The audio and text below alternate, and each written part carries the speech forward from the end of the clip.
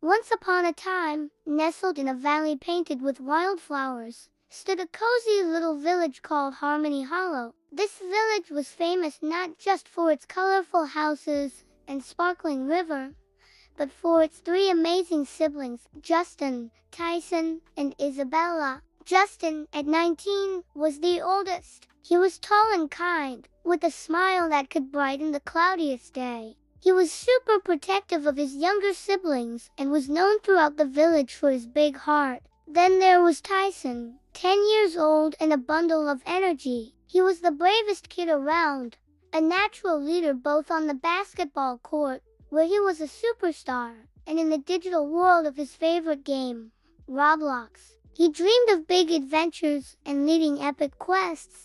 And finally, little Isabella, 9 years old, with eyes that twinkled like stars. She adored her big brothers and followed them everywhere. She was a superstar dancer, her feet always ready to twirl and leap, and her voice ready to fill the air with happy songs. One sunny afternoon, while Justin was reading on the porch, Tyson and Isabella were exploring the edge of the Whispering Woods.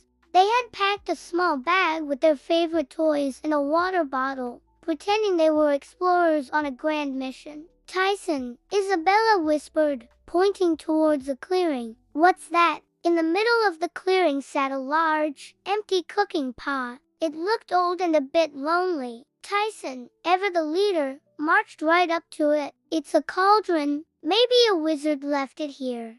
Just then, a weary traveler with a long, gray beard and a dusty cloak emerged from the trees. He leaned on a wooden staff and looked very tired and hungry. "Hello there, young ones," he said with a gentle voice. "I've traveled a long way and haven't eaten all day. Do you have any food to spare?" Tyson looked at Isabella. Their bag was empty of food. Isabella's face fell. She felt sad for the hungry traveler. Tyson, thinking quickly like a leader in his Roblox game, puffed out his chest. "We don't have food, sir, but we can make something amazing. We can make stone soup." The traveler's eyebrows shot up in surprise. "Stone soup? I've never heard of such a thing. It's the best soup in the world," Tyson declared bravely. He picked up a smooth, gray stone from the riverbank. "All you need is a special stone, like this one, and a pot of water." Isabella, catching on, started to sing a little song about magical soup, dancing around the pot. The traveler, intrigued and amused, helped them fill the big pot with water from the sparkling river and set it over a small, safe fire he helped them build. Tyson ceremoniously dropped the stone into the water. Plop! He stirred it with a long stick. "Now we just wait for the magic to happen." After a few minutes, Tyson sniffed the air dramatically.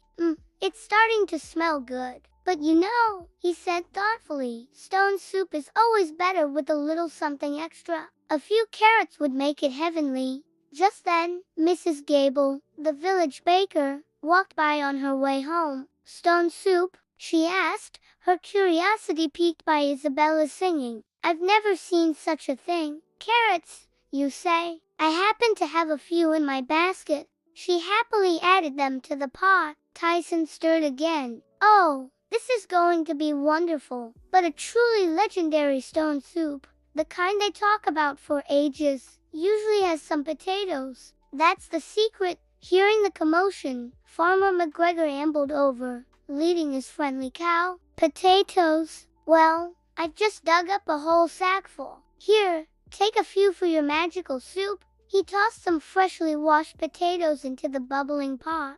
Isabella danced faster, her song growing louder, attracting more and more villagers. "Our soup is getting better. Our soup is the best. It's almost perfect," Tyson announced to the growing crowd. "But a sprinkle of onions and a handful of celery would make it a feast fit for a king." Soon, villagers were rushing back and forth from their homes, each bringing something small to add. Someone brought onions, another brought celery. A few green beans appeared, followed by a pinch of salt and a dash of pepper. Each person wanted to be part of making the amazing stone soup. The aroma was incredible, wafting through the entire village of Harmony Hollow. It smelled of vegetables and friendship and community. Just as the sun began to set, casting a golden glow over the valley, Justin came looking for his siblings. He saw the crowd gathered around the fire, laughing and chatting. In the center were Tyson and Isabella, proudly stirring the giant pot of delicious-smelling soup.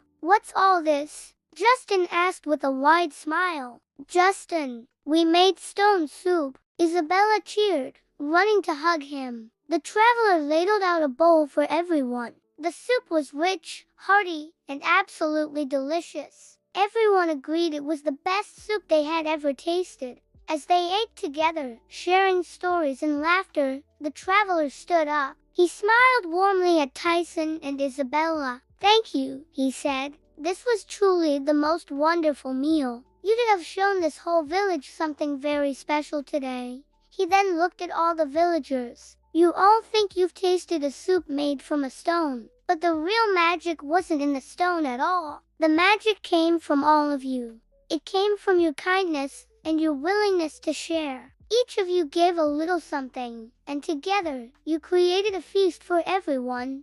The villagers looked at each other, and then at the pot of soup. They realized the traveler was right. They hadn't just made soup. They had come together as a community, sharing what they had to help someone in need and, in the process, helping each other. Tyson looked at the smooth gray stone, now sitting at the bottom of the empty pot. He understood now. The stone wasn't magic, but his idea had brought everyone together. Leading didn't always mean having all the answers, but inspiring others to work together. Isabella stopped dancing and thought about how one person's small need for food turned into a happy party for the whole village. Her little song had helped bring everyone closer. As they walked home with Justin under a sky full of stars, Tyson said, "We didn't really need the stone, did we?" Justin put his arms around his brother and sister. "No, you didn't. The real magic was in your hearts. You showed everyone that when we share,